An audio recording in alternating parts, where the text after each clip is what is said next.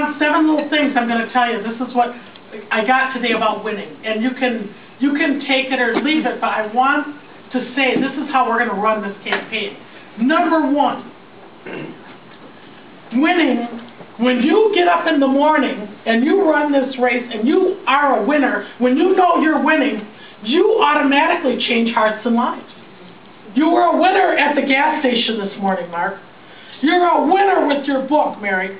You're a winner, Sue, when you go in there on Saturday and I hear those papers rustling and I see you on the radio. You're just wild.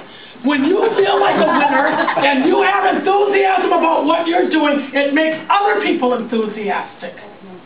It changes hearts. Number 2, it brings clarity to our desires. Why are we doing this?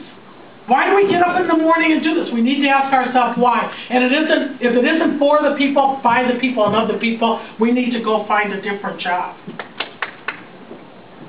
Number 3, winning highlights a way out of poverty. I was with a reporter for the Star Tribune, and I won't mention his name, Steve. And when I was sitting there with him for 2 hours, he wanted to know about my life and what I had done and what I had accomplished. And he was asking me questions. I was showing him the house I lived at, 907 Morgan Avenue North, and I was showing him, you know, how I went to North High School, and they were telling me, you know, you really don't want to think about college. And they didn't even talk to me really until I got to 12th grade. Anybody knows it, if you want to go to college, you got to start things in early 11th grade. You got to start setting your goals. Well, those aspirations and dreams weren't going to happen, but I got there anyway. And after graduating from 6 colleges, this man was writing, and his head was spinning because he wanted to hear a sob story, and I didn't have one. I just didn't have one. If you get up in the morning and you got fire in your breezers, you can go out and you can do anything. And he told me these words. He said, "Barb, I love you." He said, "I appreciate the time you've given me, but I cannot print this story. It's a story." And I said, "That's right, Steve. You can't print it because some other young black girl, some other young inner city girl, no matter what color, will read this story and she'll know she can get up to it." Our desires. Our desires are for people to get up. Well, we're going to have to go into those places that we have never gone before. I am ready to tell young kids that you're coming out of poverty, out of a slave mentality. You're coming out. I don't care what color. Winning brings real hope. If you took a survey right now, medically, of what happened in Massachusetts, do you know that people are emotionally getting healed? Their emotions they're feeling better about themselves and about their family. They don't even care if they get a raise. They emotionally are coming out of bondage. They feel better than they've ever felt. It brings real hope, and it brings emotional health. Winning. We're all sitting in here tonight. November 3rd is going to tell us some stories. Winning brings real unity. Because our relationships are getting pretty thin if we're going to go yay, rah, rah, but we're not going to win. It's going to get pretty old. People aren't going to be interested. They're not going to be interested in spending their money. They're not going to be interested in helping. They're not going to be interested in aligning themselves with ideas that don't win. We're going to win so that people come in here, younger people start coming in, and they're going to be proud to be conservatives. They're going to be proud of what Abraham Lincoln did. They're going to be proud to align themselves with winners, because you see, people don't even know why they voted for Barack Obama. They said the night he stood and he was standing in Chicago and he moved his daughters and his wife off the stage. Yeah. Do you remember that? Yeah. It reminded me of something I saw in Germany. Yeah. A man who only wanted to be on stage by himself. I got shivers. I don't know about you. Yeah. But they said the dope was so thick you got to contact high if you stood there. Young people didn't even know why. They didn't even know why they voted for him. It was just they got on the winning bandwagon. It felt good.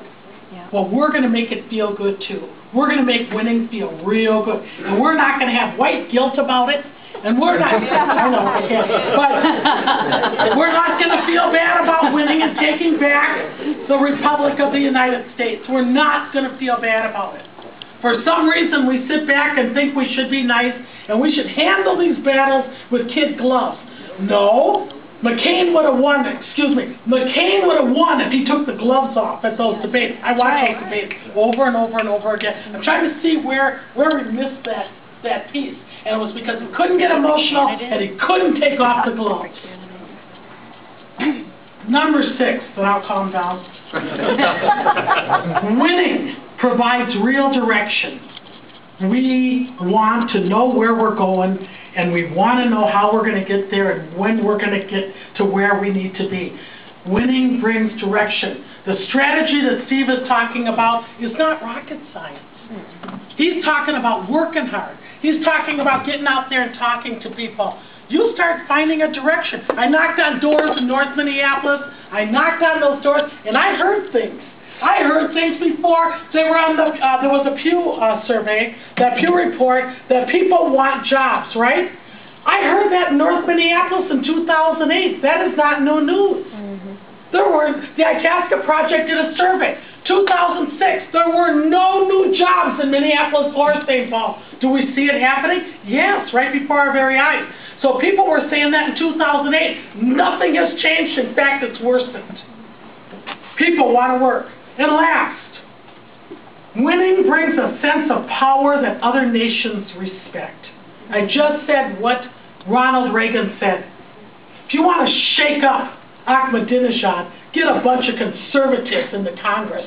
We will have that boy over there shaking his little knees cracking because he knows good and well, if you want to play ball with a nuclear missile, we will make a parking lot out of Iran.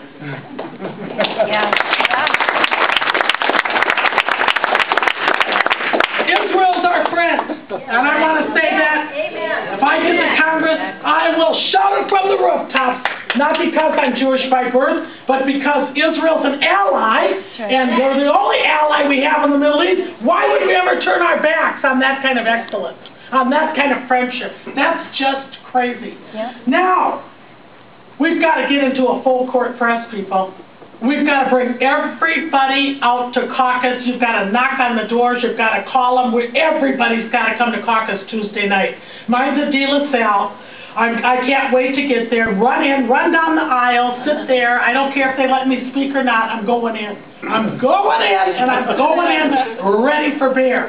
We cannot sit back and just say, I hope, my candidate wins, or who's the delegates. We have to go in and find out for ourselves. And I want to end with this.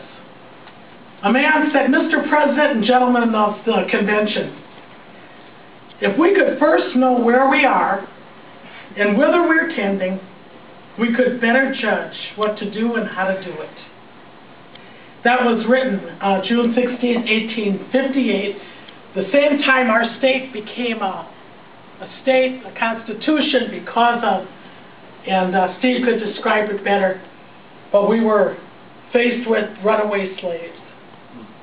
And we became a state. We had a constitution because of a runaway slave. We had to decide how we were legally going to handle this thing. That's how Minnesota became a state.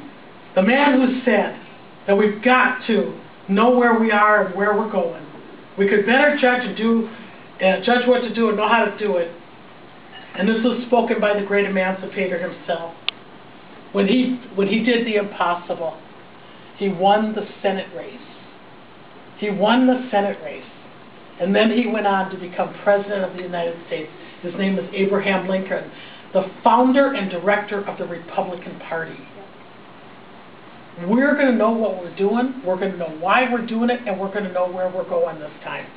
And Abraham Lincoln would say to you all, God bless America, what he had left of it, after fighting for the emancipation of people. And God bless you all tonight. Thank you very much.